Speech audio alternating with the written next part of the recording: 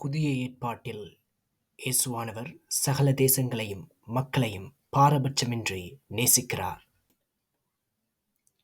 எவராக இருந்தாலும் யுத்தம் செய்தலோ மக்களை கொல்லுதலோ தவறாகும் என்பதனையே கிறிஸ்தவர்கள் கூற வேண்டுமே ஒழிய, வேதத்தின் தீர்க்க தரிசனங்கள் நிறைவேறுகிறதா என்பதனை கொண்டாடுவதன் மூலம் போலியான பூரிப்பினை கிறிஸ்தவர்கள் மத்தியில் ஏற்படுத்துவது அல்ல முக்கியம்.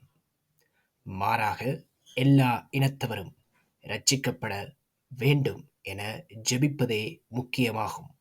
மேலும் வேதத்தின் பதிவுகளின் மூலம் இஸ்ரேலிய அரசியல்வாதிகள் யுத்தங்களை நியாயப்படுத்த முடியாது, பலஸ்தீனர்களை ஒடுக்க முடியாது என்பதனையே கிறிஸ்தவர்கள் கூற வேண்டும். அனைவருக்காகவும், உலக சமாதானத்திற்காகவும், அனைவரின் இரட்சிப்பிற்காகவும் மெய்தெய்வம் இயேசுவிடம் மன்றாடுவோமாக. நன்றி இயேசுராஜா. மெய்தெய்வம் இயேசுவுக்கே மகிமை, இயேசுவுக்கே நன்றி.